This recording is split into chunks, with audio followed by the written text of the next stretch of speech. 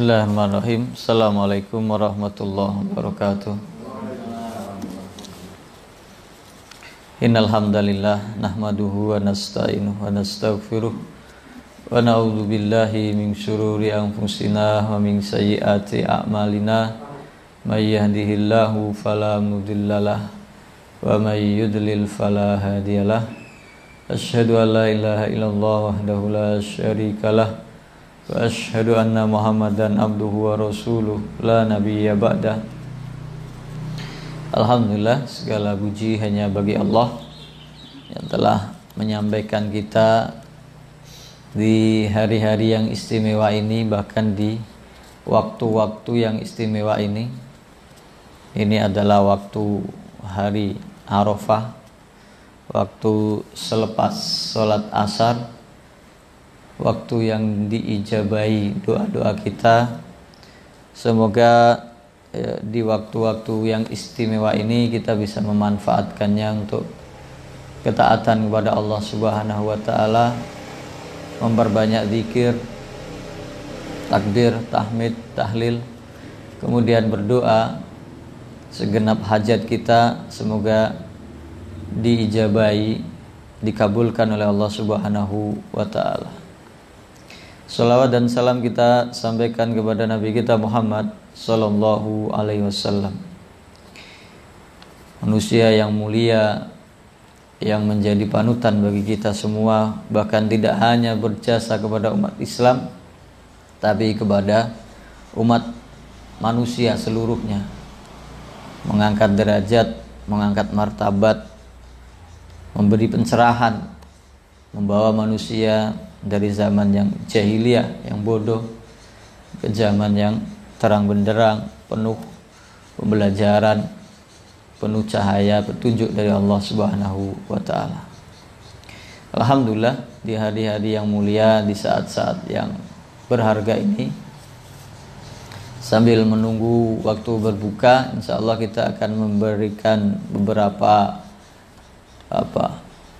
saling menasehati, atau kita mengambil pelajaran dari tauladan kita, bapak para nabi, yaitu Nabi Ibrahim alaihissalam.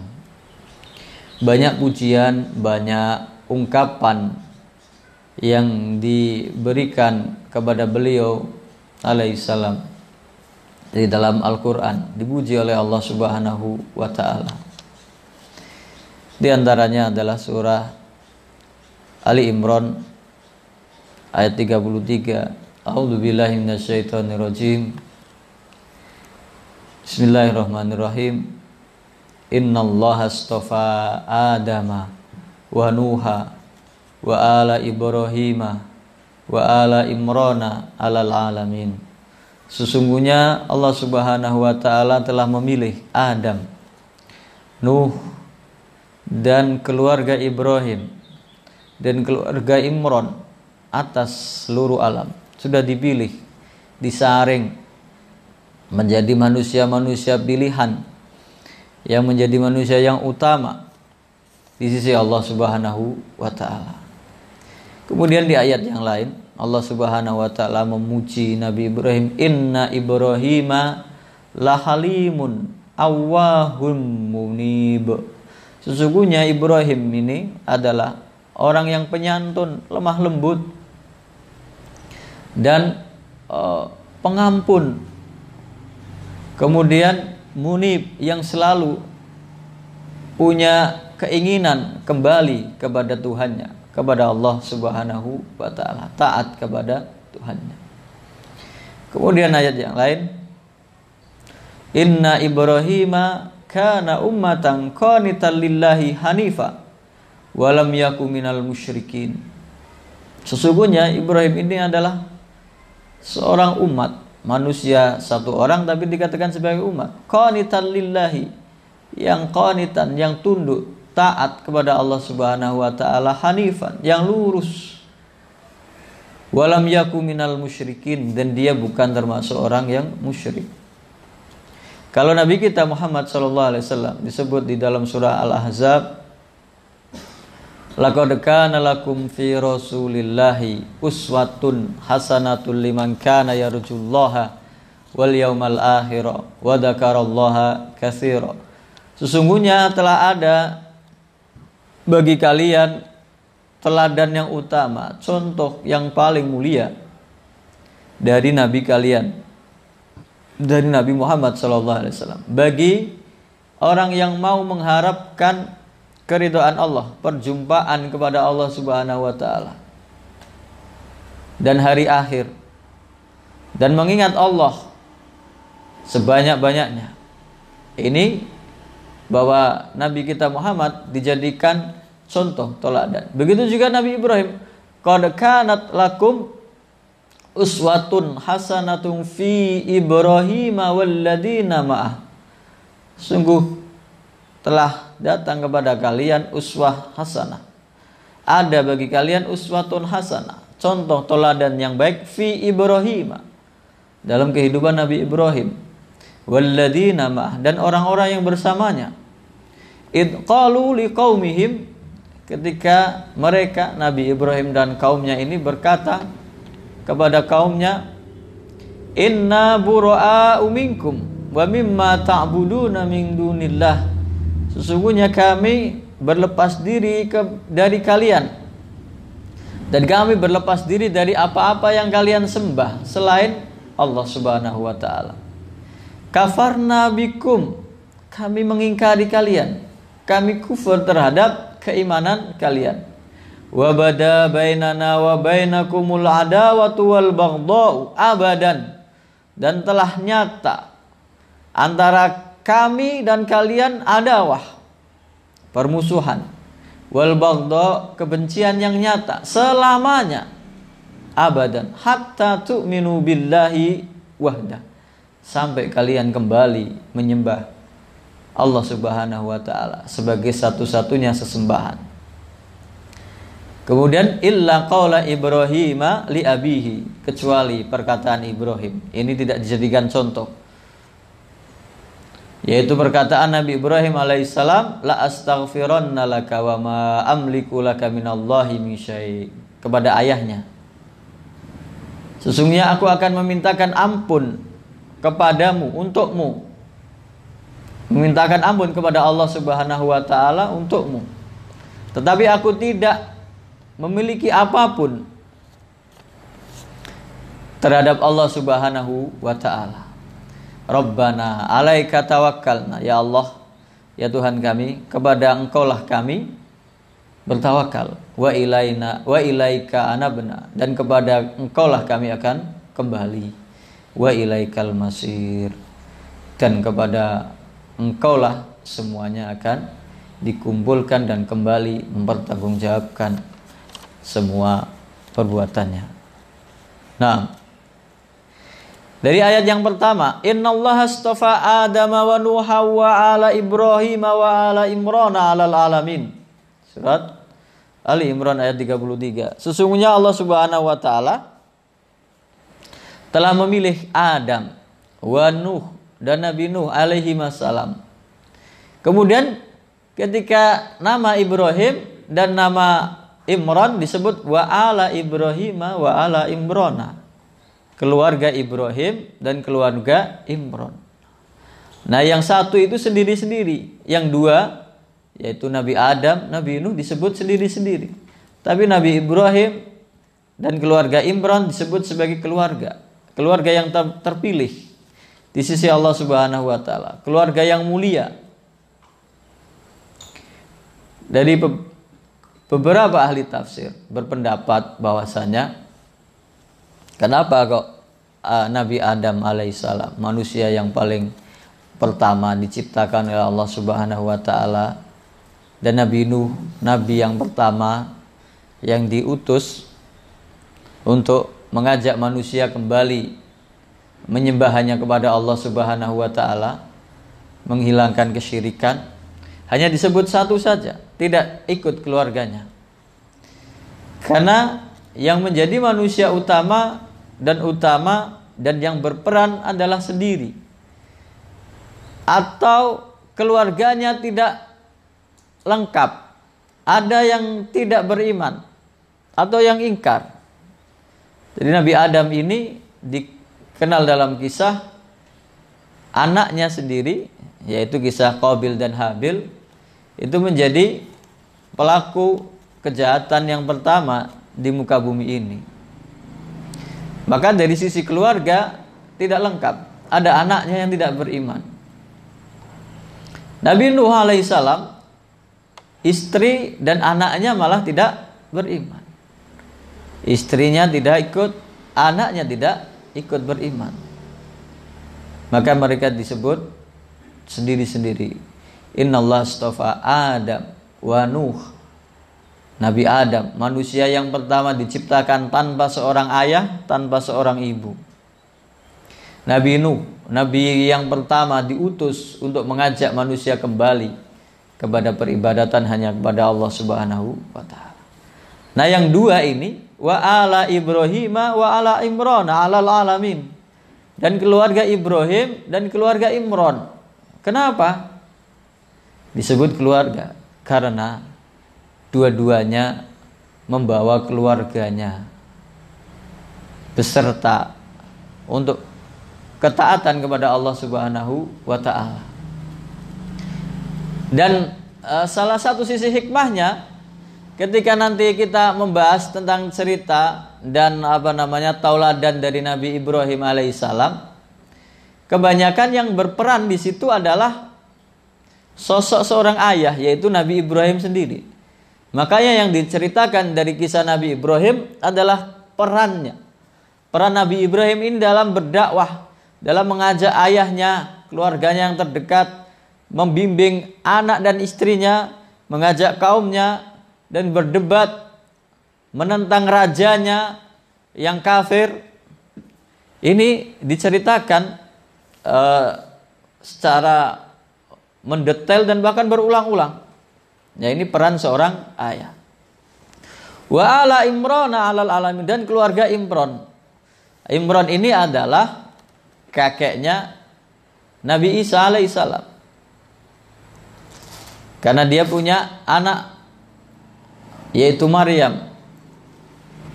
Kemudian dari Maryam lah Nabi Isa alaihissalam. Kenapa disebut keluarga Imran? Karena satu keluarga ini menjadi orang-orang yang soleh. Cucunya menjadi nabi.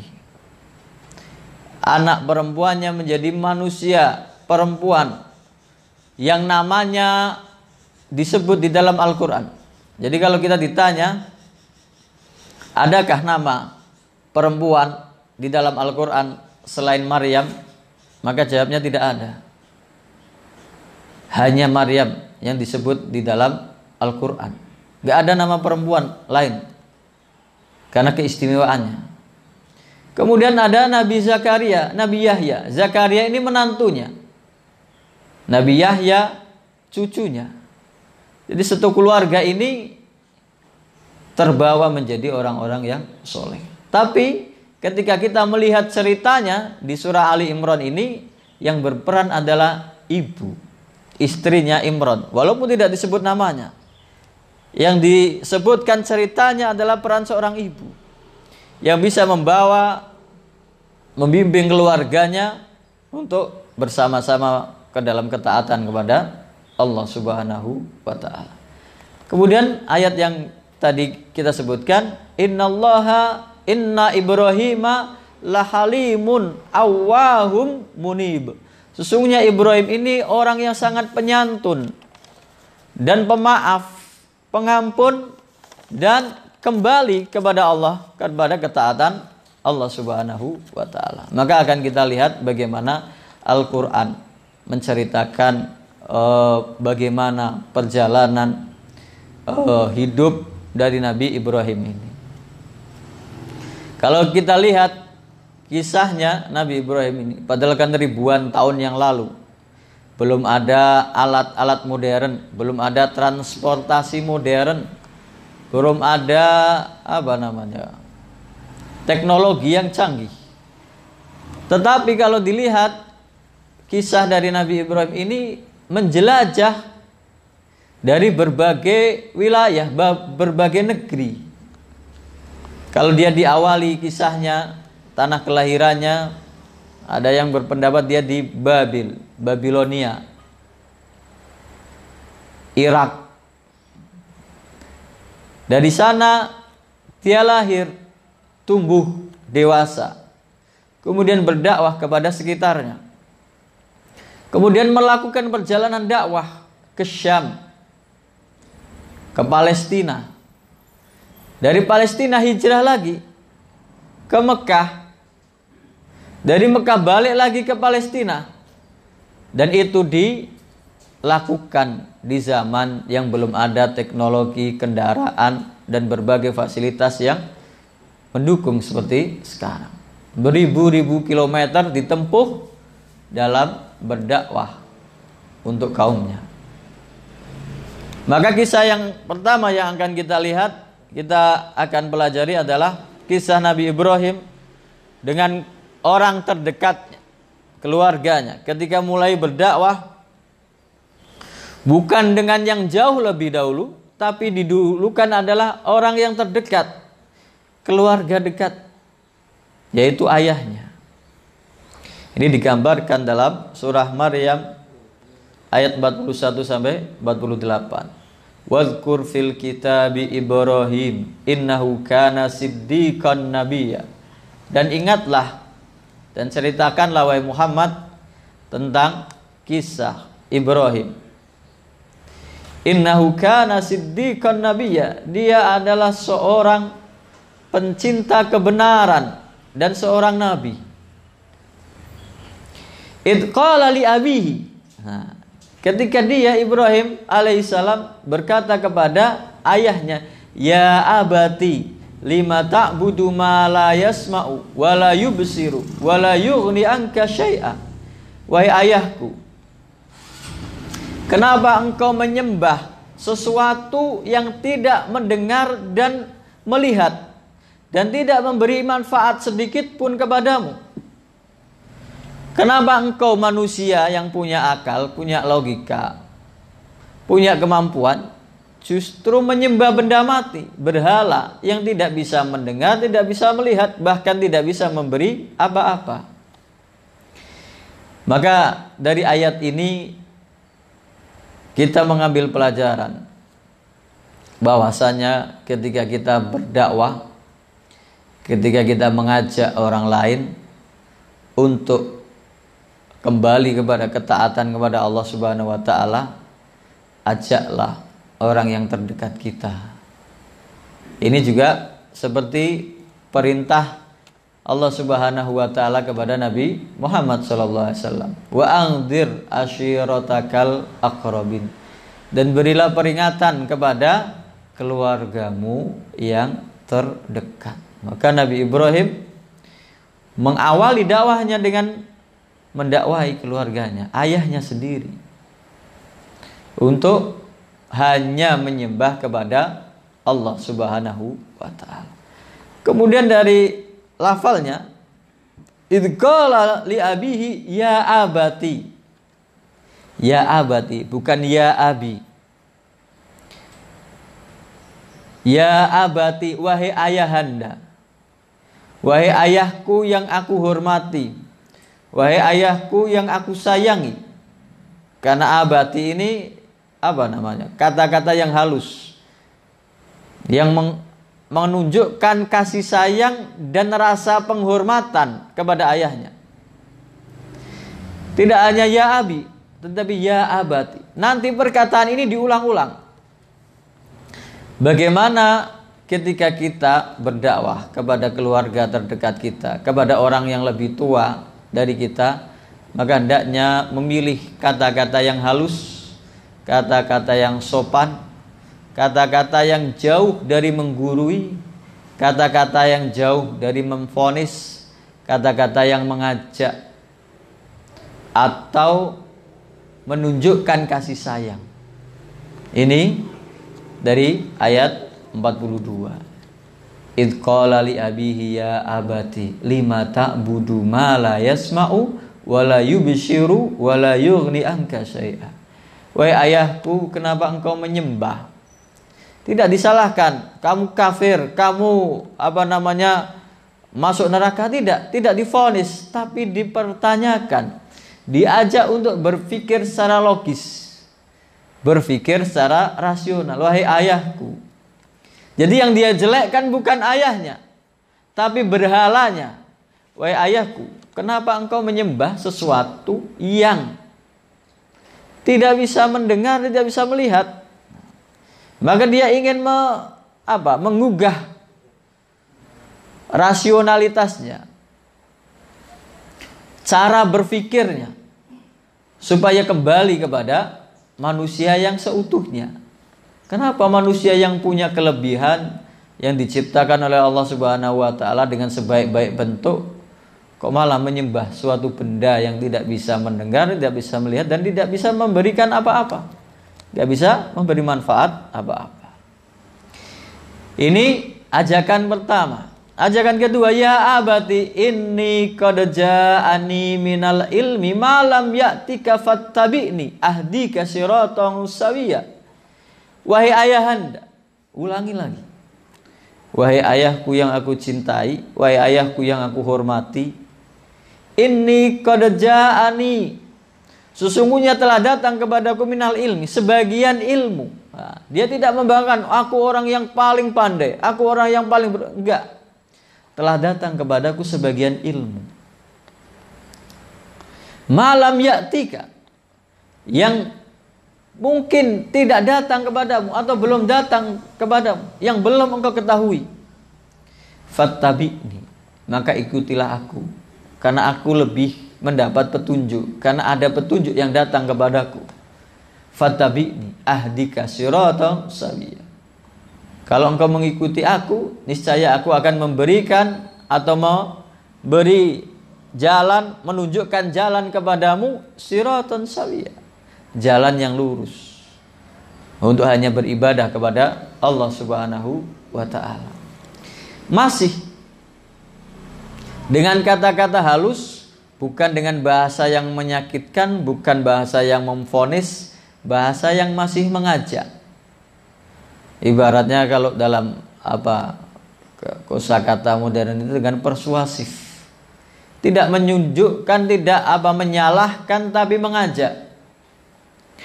Yang ketiga, ya abati la ta'budis syaitana innas syaitana kana lirrahmani asiyya. Kalau tadi dikatakan jangan menyembah berhala, patung yang benda mati, yang tidak bisa melihat, tidak bisa mendengar, dan tidak bisa memberi manfaat apa-apa. Kemudian dijelaskan, ya abati, wahai ayahanda, jangan engkau menyembah setan. Padahal kaumnya dan ayahnya menyembah berhala.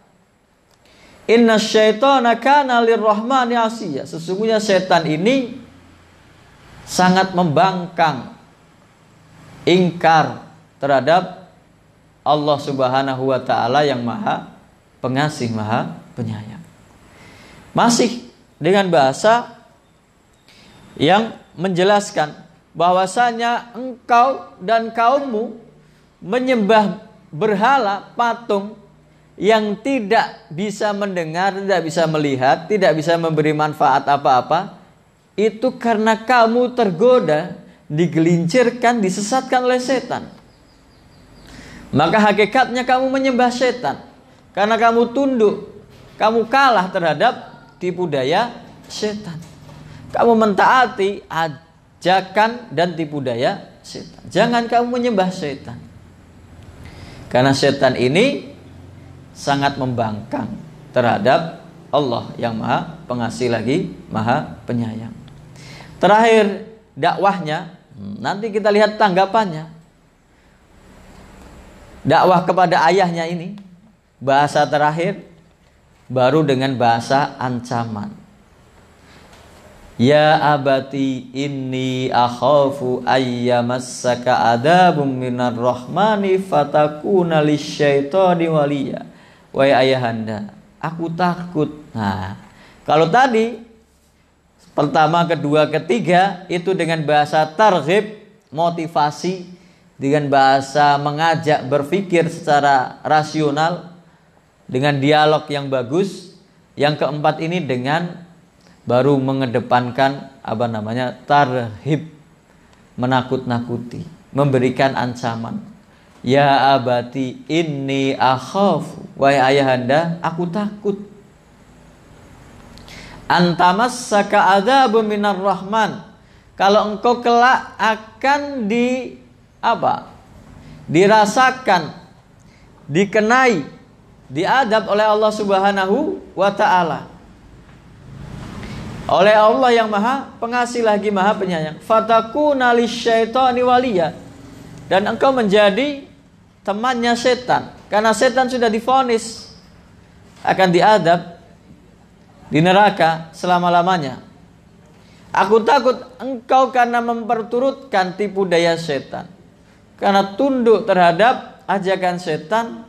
Aku takut engkau akan ditimpa adab yang sama ditimpa kepada setan, karena dia membangkang perintah Allah Subhanahu wa ta'ala. Aku takut engkau akan menjadi temannya setan kelak di neraka, diadab oleh Allah Subhanahu wa ta'ala. Nah, dengan bahasa yang berulang-ulang, bahasa yang santun, bahasa yang lemah lembut, bahasa yang dengan menghormati ayahnya. Tapi apa yang diterima oleh Nabi Ibrahim alaihissalam? Jawaban dari ayahnya, qala araghibun anta an alihati ya Ibrahim, la illam tantahi la arjumannaka wahjurni maliya. Bapaknya berkata, araghibun anta an alihati ya Ibrahim. Tadi Nabi Ibrahim ini menyebut ayahnya, memanggil dengan kata-kata yang halus. Wahai ayahanda, ya abati, ya abati, ya abati. Bahasa yang halus, bahasa yang menghormati, bahasa yang menyayangi. Tapi apa balasan dari ayahnya? Qala araghibun anta an alihati ya Ibrahim. Apakah engkau benci terhadap Tuhan-Tuhanku wahai Ibrahim? Tidak disebut wahai ya ibni sebagai wahai anakku, tidak. Atau yang lebih lembut, ya bunayya, tidak. Justru dengan balasan yang kasar. Wahai Ibrahim, anaknya sendiri disebut namanya, tidak dipanggil sebagai anaknya. Wahai anakku, wahai ananda, tidak. Wahai Ibrahim, apakah engkau benci terhadap Tuhan-Tuhanku? Jadi usaha kita yang lemah lembut, bahasa kita yang santun, usaha kita yang damai, perilaku kita yang menyejukkan, kadang-kadang dalam kehidupan berdakwah tanggapan orang tidak sama. Justru kadang respeknya atau balasannya adalah dengan kasar, ditolak dengan keras, tidak dengan kata-kata yang lembut. Ini adalah resiko dari seorang yang berdakwah. Qala araghibun anta an alihati ya Ibrahim. Apakah engkau benci terhadap Tuhan-Tuhanku ya Ibrahim? Tidak hanya berhenti di situ, kekasarannya, la ilam tantahi la arjumannak. Kalau kamu tidak berhenti menjelek-jelekkan Tuhan kami, aku akan merajammu. Ancaman. Tadi diperlakukan dengan baik, dengan suara yang lembut, dengan panggilan yang santun, dengan rasa hormat, dengan rasa kasih sayang, dengan ajakan untuk berpikir secara rasional, dengan targhib, motivasi, kemudian diiringi dengan tarhib, ancaman, ditakut-takuti, malah respeknya dengan kekerasan. Kalau kamu tidak mau berhenti dengan menjelek-jelekkan Tuhan kami, kamu akan aku rajam, lempari batu sampai mati. Balasan seorang ayah terhadap anaknya sampai sebegitu rupa. Dan tidak cukup di situ. Tidak cukup di situ. Wahjurni maliya, tinggalkanlah aku. Kalau bahasa kasarnya itu minggat sana. Tinggalkanlah aku untuk waktu yang lama, maliya. Jangan kamu dekat-dekat denganku, dengan ayahmu. Dia tidak menyebut nama anaknya, tidak menyebut anaknya, tapi hanya menyebut namanya. Seakan-akan Nabi Ibrahim ini orang lain. Dan dijauhi, kamu jangan dekat-dekat denganku lagi. Maka siapapun yang berdakwah, siapapun yang mengajak kepada kebaikan dengan cara yang lembut, dengan cara yang sopan, dengan cara yang santun, tetaplah bersabar, tetaplah bertawakal kepada Allah, karena kadang-kadang balasannya tidak seperti yang kita harapkan. Kadang-kadang dengan keras, kadang-kadang dilarang, kadang-kadang dikejar-kejar, kadang-kadang dijauhi, kadang diejek, kadang dihina, kadang malah disakiti. Ini adalah resiko orang yang mengajak kepada kebaikan. Lalu apa balasan Nabi Ibrahim ini kepada ayahnya? Apa balasannya ketika diperlakukan dengan tidak enak itu, diperlakukan dengan kasar itu? Dia sudah mengawali dengan dakwah yang lemah lembut, dengan bahasa yang santun, kasih sayang, penuh rasa hormat, dengan bertahap, tapi balasannya dengan kasar. Karena tadi dipuji oleh Allah Subhanahu wa taala, inna Ibrahima lahalimun awwahum munib. Sesungguhnya Nabi Ibrahim itu halim, penyantun, lemah lembut, dan suka kembali kepada Allah Subhanahu wa ta'ala. Maka balasannya, qala salamun alaika sa'astaghfiru laka rabbi innahu kana bi hafiya. Tidak membalas dengan kekasaran, tidak membalas dengan kekerasan, tapi tetap dengan kelembutan. Qala salamun alaika. Nabi Ibrahim berkata, keselamatan bagimu. Semoga engkau sehat wahai ayahanda.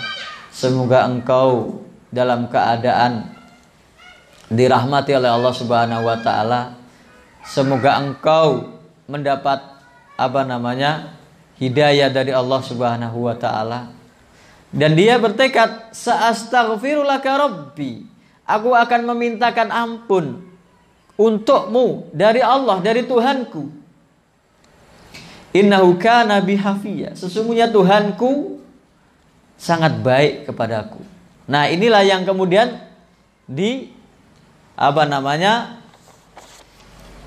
dikecualikan dalam ayat yang tadi, yaitu surat Al-Mumtahanah. Qad kanat lakum uswatun hasanatun fi Ibrahim walladzina ma'ah. Sesungguhnya dalam cerita Nabi Ibrahim itu ada uswatun hasanah, contoh teladan yang baik. Ketika dia berdakwah kepada bapaknya, kepada kaumnya, tetapi dikecualikan illa qaula Ibrahim li abihi, kecuali perkataan Ibrahim kepada ayahnya, la astaghfiranna laka. Sungguh aku akan memintakan ampun kepada Allah untuk. Nah, ini dikecualikan karena ternyata nanti ini dilarang. Tidak selayaknya seorang muslim memintakan ampun kepada orang yang di luar agamanya, walaupun itu ayahnya sendiri. Kalau memintakan berdoa kebaikan boleh saja. Ya Allah berilah kesehatan, ya Allah berilah hidayah kepadanya, boleh-boleh saja. Tapi kalau memintakan ampun tidak bisa. Apalagi kalau sudah meninggal dunia, sudah sama sekali tidak boleh. Ini yang menjadi teguran bagi Nabi Ibrahim alaihissalam. Tapi tetap dia perlakukan ayahnya dengan baik. Qala salamun alaika. Wahai ayah, semoga keselamatan bagimu. Sa'astaghfiru laka rabbi. Aku tetap akan memintakan ampun untukmu kepada Tuhanku, karena dia sangat baik kepadaku. Kemudian di ayat terakhir dari pembahasan Ibrahim di surat Maryam ini, ayat 48, wa a'tazilukum wa ma tad'una min dunillahi wa ad'u rabbi asa alla akuna bidu'ai rabbi syaqiyya. Aku akan meninggalkan, karena itu permintaanmu. Dan aku akan meninggalkan, menjauhi semua yang engkau sembah selain Allah Subhanahu wa taala. Dan aku akan senantiasa berdoa kepada Tuhanku untuk menggapai kebaikan, meminta kebaikan. Asa alla akuna bidu'ai rabbi syaqiyya. Semoga dengan doa-doaku, dengan permintaanku kepada Tuhanku ini, aku tidak kecewa. Ini seorang Ibrahim alaihissalam berdoa, bermunajat, tapi yang didoakan, yang dimintakan pasti atau sebagian besar atau yang berhubungan dengan akhirat. Ketika meminta anak pun, anak kan urusan dunia. Apa doanya? Rabbi habli minas solihin. Ya Allah, karuniakanlah kepadaku keturunan yang termasuk orang yang solih. Semua permintaannya ujungnya adalah kebaikan di akhirat. Tidak hanya terbatas kepada materi, tapi kembali kepada kepentingan akhirat. Ini dari kisah ini saja, maka kita bisa mengambil pelajaran bahwasanya ketika orang itu berdakwah, mulailah dari lingkungan terkecilnya, dari lingkungan terdekatnya. Kemudian berdakwahlah dengan lemah lembut, walaupun kepada orang yang jelas-jelas melakukan kesalahan, walaupun kepada orang yang terang-terangan melawan kebenaran atau menentang atau menghalangi kebenaran. Dakwailah dengan lembut, ajaklah dengan sopan, dengan kata-kata, tutur kata yang dipilih, yang baik-baik saja, dengan sopan, dengan penuh rasa hormat, bukan dengan menggurui, bukan dengan mengejek, bukan dengan menvonis, bukan mencaci maki. Dakwah itu dengan santun, dengan mengajak kebaikan, bukan dengan menggurui atau memvonis orang yang terjerumus ke dalam kesalahan. Yang kedua, bahwasanya ketika berinteraksi dengan orang tua, apalagi orang tua sendiri, maka apapun balasan perlakuan orang tua terhadap kita anaknya, hormatilah dia, kedudukannya sebagai orang tua.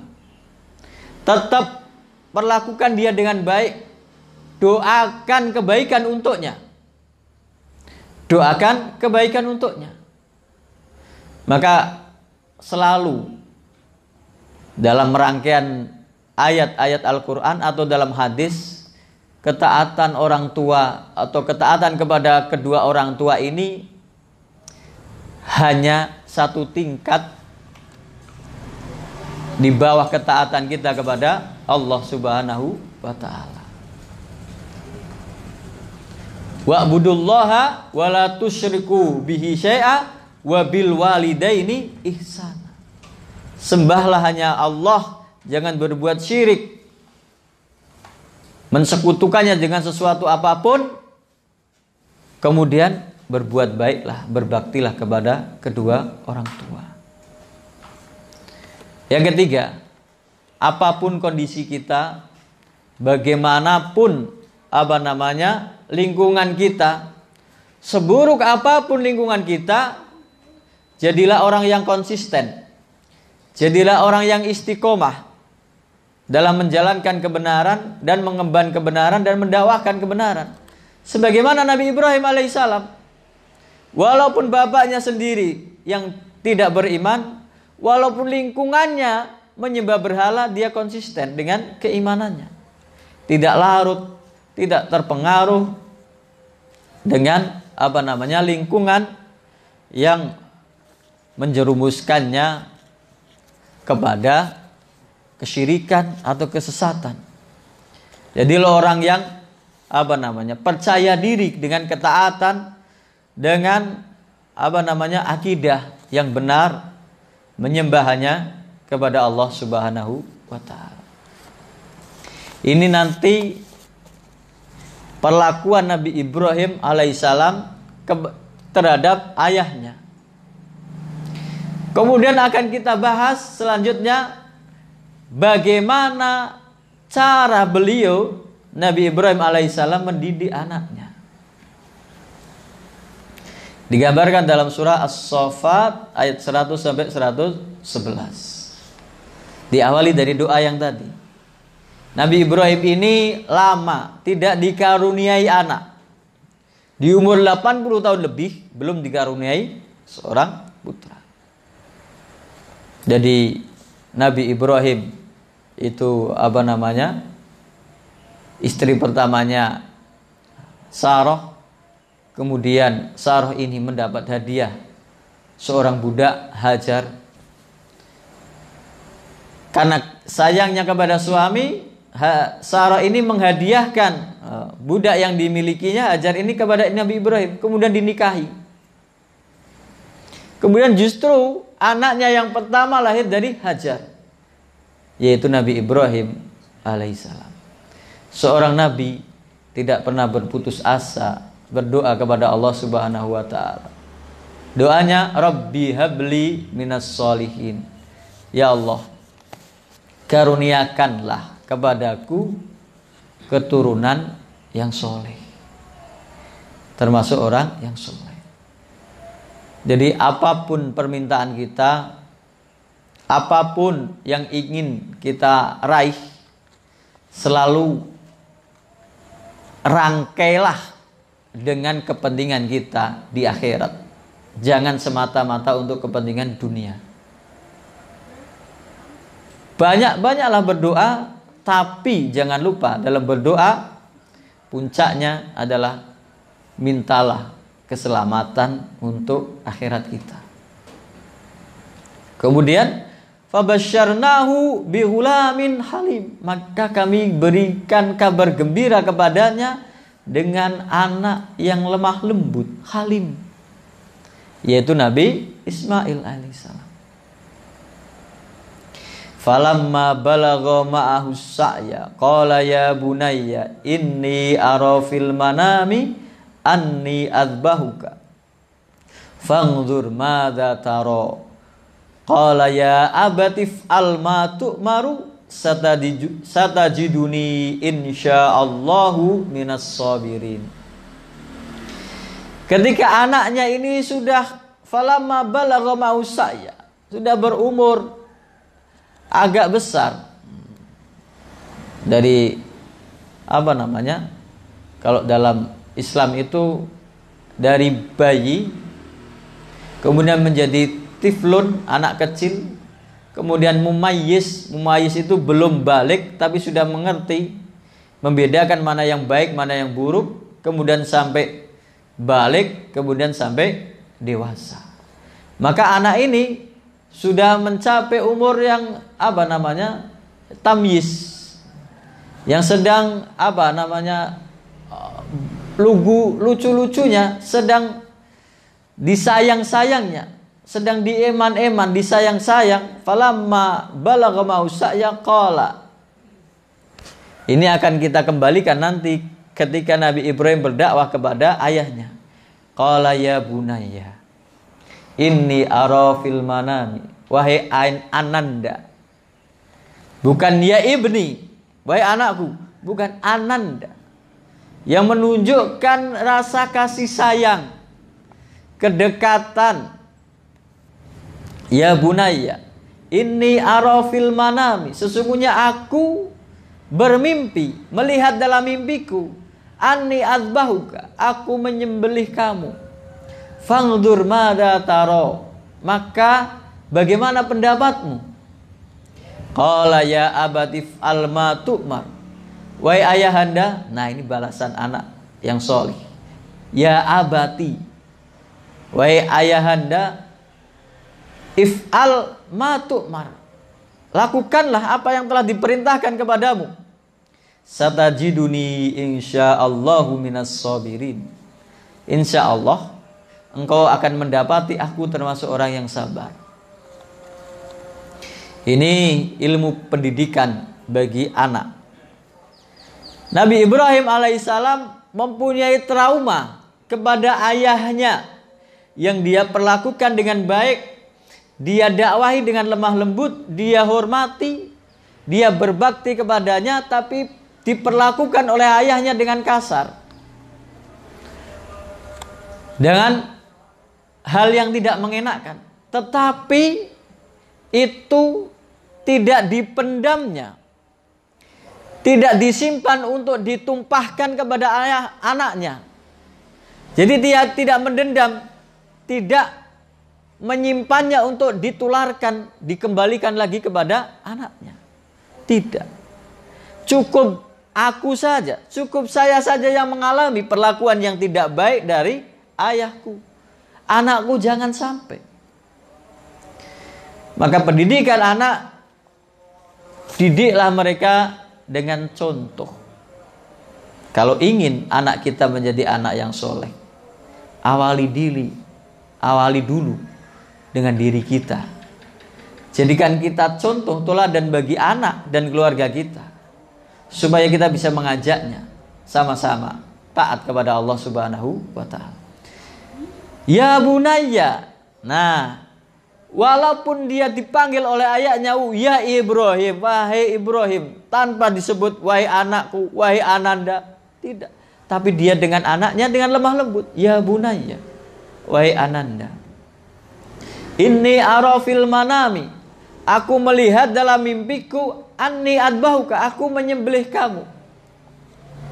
Mimpi bagi seorang nabi adalah sebagian dari wahyu, sebagian dari cara Allah Subhanahu wa ta'ala menyampaikan wahyunya kepada para nabi dan rasul. Sebetulnya Nabi Ibrahim ketika bermimpi ini langsung saja dia praktekkan, karena dalam beberapa riwayat dikatakan bermimpinya tidak hanya sekali, berulang kali mimpi yang sama, menyembelih anaknya. Jadi bisa saja seharusnya tanpa berdialog dengan anaknya, langsung tanpa diketahui oleh keluarganya, pagi-pagi habis mimpi, karena sudah berulang kali, ya sudah. Ketika anaknya tidur, masih tidur, terlelap, tinggal dibawa saja, sembelih, perintah Allah Subhanahu wa ta'ala. Gak ada masalah, karena itu sudah menjadi perintah. Tapi kenapa Nabi Ibrahim ini berdialog dengan putranya? Ya bunaya inni ara fil manami anni adbahuka, wahai ananda, sesungguhnya aku bermimpi, aku melihat di dalam mimpiku aku menyembelih kamu. Mimpi bagi seorang nabi adalah perintah, wahyu dari Allah Subhanahu wa ta'ala.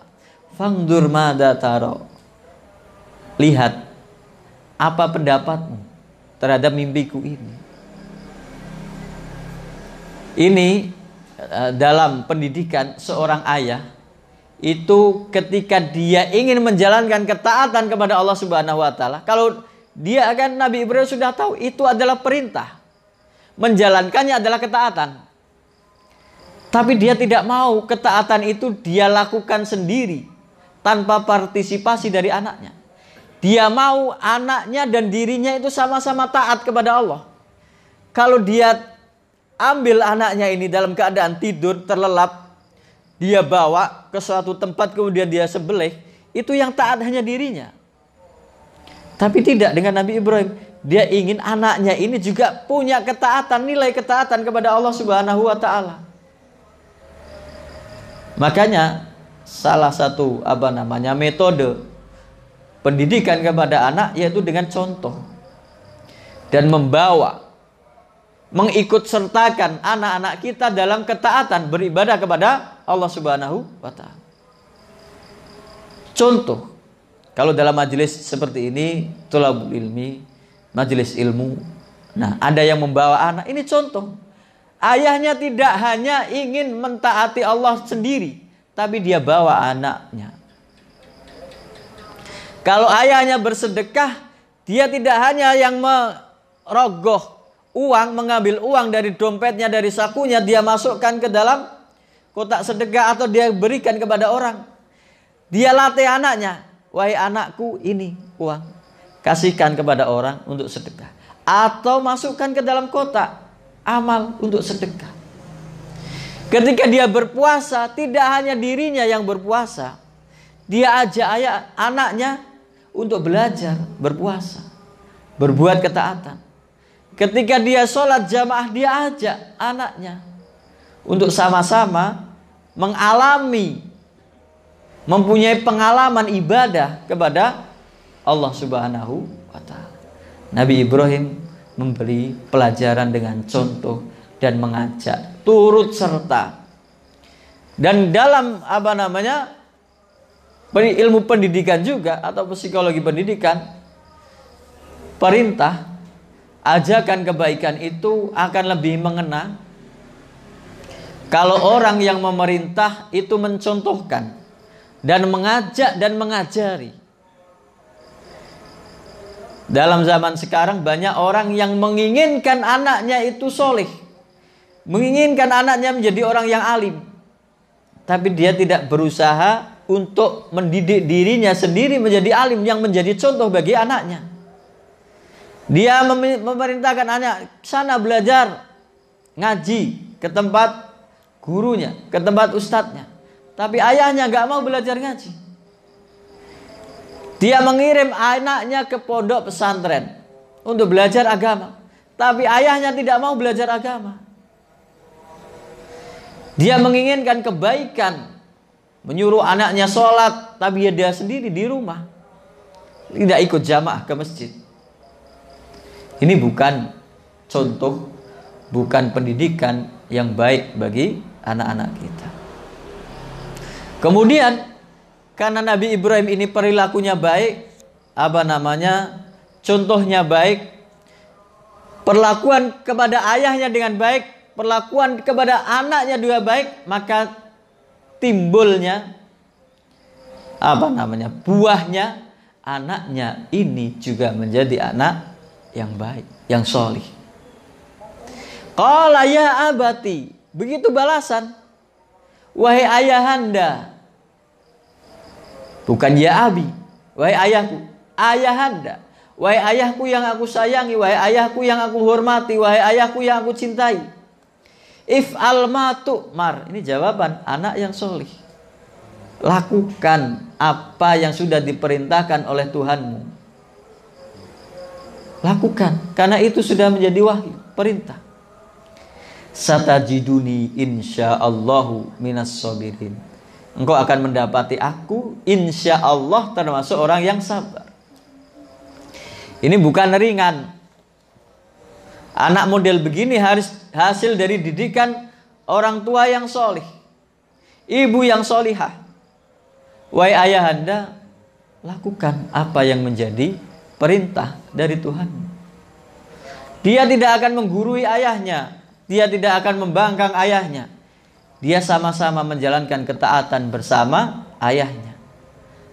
Dan dia, kalau kita lihat teks ya, satajiduni insyaallahu minas sabirin, niscaya engkau akan mendapati aku termasuk orang yang sabar. Pakai didahulukan insyaallah. Bukan menjamin percaya diri, saya anak seorang nabi, saya pasti menjadi orang yang sabar. Tidak, insyaallah minas sabirin, mendahulukan ketetapan Allah Subhanahu wa ta'ala. Kemudian ayat-ayat berikutnya menceritakan tentang peristiwa penyembelihan kurban. Falamma aslama wa tallahu lil jabin, ketika dua-duanya sudah berserah diri membuat ketaatan kepada Allah Subhanahu wa ta'ala, pisau sudah di lehernya. Wa nadainahu ayya Ibrahim, ketika tinggal beberapa detik lagi kami panggil, wahai Ibrahim.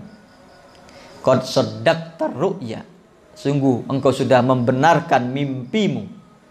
Inna kadzalika nadzil muhsinin, sesungguhnya kami balas orang yang begini, balasan bagi orang-orang yang berbuat baik, yang muhsin.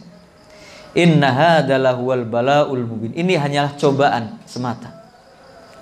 Wa fadainahu bidibhin azim, kami gantikan Nabi Ismail ini dengan sembelihan yang besar, yaitu seekor kambing yang gemuk. Wa tarakna alaihi fil akhirin. Dan ibadah ini, nah ini yang akan kita laksanakan insyaallah besok setelah sholat Id, menjadi ibadah kurban bagi orang-orang yang setelahnya. Dari ribuan tahun yang lalu, prosesi penyembelihan kurban ini sejak zaman Nabi Ibrahim dilestarikan sampai sekarang. Umat-umat yang terakhir untuk meniru ketaatan Nabi Ibrahim. Salamun ala Ibrahim, keselamatan bagi Ibrahim. Kadzalika nadzil muhsinin, demikianlah kami balas orang-orang yang muhsin, yang berbuat baik. Innahu min ibadinal mu'minin, sesungguhnya Nabi Ibrahim ini termasuk orang-orang yang mukmin, yang beriman, yang taat kepada Allah Subhanahu wa taala. Ada yang sedikit ingin kita sampaikan, penutup, bahwa kita esok hari 10 Dzulhijjah ada beberapa kegiatan yang bisa kita lakukan dalam ibadah sholat Id, kemudian menyembelih kurban. Mungkin kita tidak seperti, hanya sedikit. Kalau kita lihat di kabar terakhir, yang tawaf itu harus berjarak dan hanya sedikit. Mungkin sebagian mayoritas umat Islam di dunia tidak bisa melaksanakan ritual ibadah haji. Maka barang siapa yang tidak bisa wukuf di Arafah, man lam yastati al wukuf bi Arafah falyakif inda hududillahi alladhi arafahu. Barang siapa yang tidak bisa wukuf di Arafah melaksanakan ibadah haji, hendaknya dia wukuf, berhenti dalam hukum-hukum Allah, larangan Allah. Jangan melanggar aturan Allah. Jangan melampaui hukum Allah. Wa man lam yastati al mabit bi Muzdalifah, barang siapa yang tidak bisa ikut menginap bermalam di Muzdalifah, falyabit ala taatillah, hendaknya dia bermalam, begadang dalam ketaatan kepada Allah Subhanahu wa taala. Liyuqarribahu wa yuslifahu, untuk mendekatkan dirinya kepada Allah Subhanahu wa taala. Wa man lam yaqdir ala dabhin hadyahu bimina falyadbah hawahu liyablugha bihi almuna. Barang siapa yang belum bisa menyembelih hadiah di Mina, had itu denda orang yang ibadah haji, hendaknya dia menyembelih hawa nafsunya untuk mendekatkan diri kepada Allah, menggapai cita-citanya menjadi orang yang diridhoi oleh Allah Subhanahu wa taala. Semoga ini bisa menjadi pelajaran bagi kita.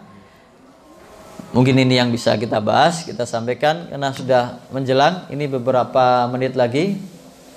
Mungkin langsung aja kita tutup dengan doa kafaratul majelis. Subhanakallahumma wa bihamdika asyhadu an la ilaha illa anta astaghfiruka wa atubu ilaik. Assalamualaikum warahmatullahi wabarakatuh.